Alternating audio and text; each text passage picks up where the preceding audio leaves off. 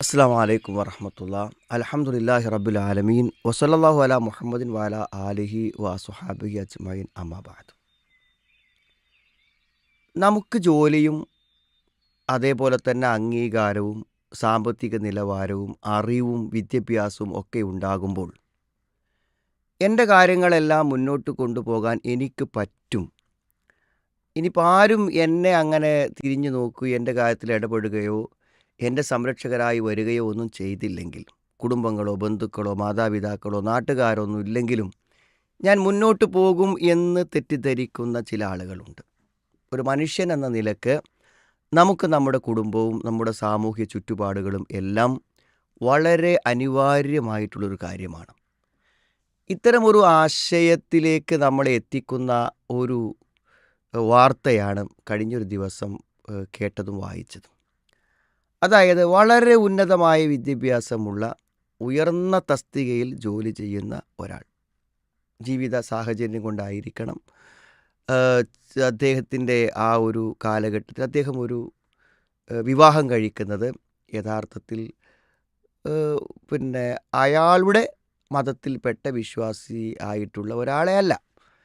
രണ്ടും രണ്ട് സമൂഹത്തിൽപ്പെട്ടവരാണ്. പൊതുവേ ഉയർന്നു ചിന്തിക്കുന്നവരും ലിബറലായി ചിന്തിക്കുന്നവരൊക്കെ അത്തരം മിശ്ര വിവാഹങ്ങളെക്കുറിച്ച് പ്രോത്സാഹിപ്പിക്കുകയും അതാണ് സമൂഹത്തിൽ വേണ്ടതെന്ന് പറയുകയും ചെയ്യുന്നുണ്ട്.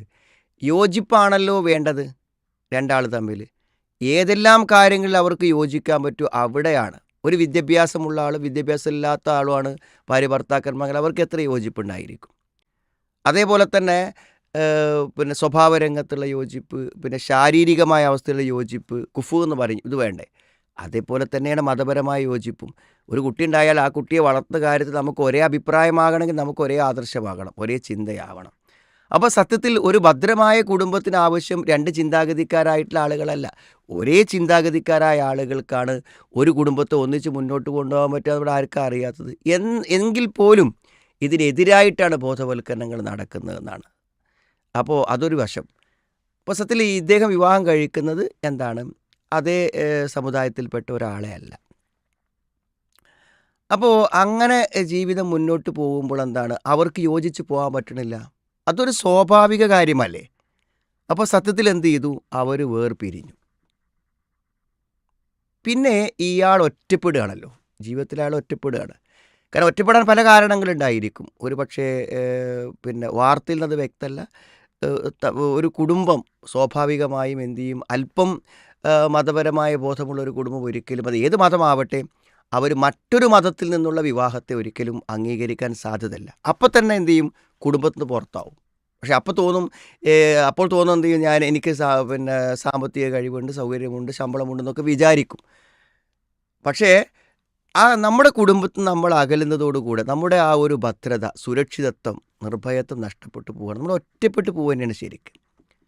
ഇതൊരു കുടുംബം എന്ന നിലക്ക് നമ്മളോടൊരാൾ കാണിക്കുന്ന ഗുണകാംക്ഷ ലോകത്ത് വേറൊരാളും കാണിക്കൂല, അത് ഉറപ്പ് തന്നെയല്ലേ. പിന്നെ മുന്നോട്ട് പോവുകയാണ്. അപ്പോൾ ഭാര്യയില്ല. പിന്നെ മക്കളെ സംബന്ധിച്ചിടത്തോളം എന്താണ്, അവരവരുടെ ജോലി കാര്യങ്ങളുമായിട്ട് പോയി. തൽക്കാലം വീട്ടിലൊരു CCTV വെച്ച് വിദേശത്ത് നിന്നും എന്താണ് തൻ്റെ പിതാവിൻ്റെ അവസ്ഥ എന്ന് നിരീക്ഷിച്ച് മുന്നോട്ട് പോകാനേ അവർക്ക് പറ്റുള്ളൂ. അങ്ങനെ ഏകാന്തമായി ഒറ്റയ്ക്ക് ജീവിക്കുന്നതിലിടക്ക് പെട്ടെന്ന് അസുഖം വന്ന് പെട്ടെന്ന് മരിക്കണം. അങ്ങനെ മരിച്ച് പുറത്ത് കിടക്കുമ്പോൾ സ്വാഭാവികമായും അവർ മരിച്ചു എന്നുള്ള വിവരം അറിയാനോ അന്വേഷിക്കാനോ ആരും ഉണ്ടായില്ല. കാരണം ഒരു വ്യക്തിയുടെ കൂടെ കുടുംബമുണ്ടാകുമ്പോൾ, ഭാര്യ ഉണ്ടാകുമ്പോൾ, മക്കളുണ്ടാകുമ്പോൾ സ്വാഭാവികമായ ഒരു അന്വേഷണം ഉണ്ടല്ലോ. 5 മണിക്ക് വരുന്ന ആൾ 6 മണിയായാലും എവിടെ എത്തിയും ചോദിക്കും.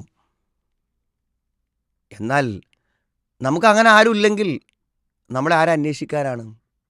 ഒറ്റയ്ക്ക് ഉറങ്ങുന്നു, ഒറ്റയ്ക്ക് ഉണരുന്നു, ഒറ്റ കാര്യങ്ങൾ ചെയ്യുന്നു, ആരും അന്വേഷിച്ചില്ല. 2 ദിവസം കഴിഞ്ഞിട്ടാണ് മരിച്ചു കിടക്കുന്നത് കാണുന്നത്, തിരിച്ചു കൊണ്ടുവരുന്നത്. ആലോചിച്ച് നോക്കൂ നിങ്ങൾ, എത്ര ദാരുണമാണ് ഈ അവസ്ഥ.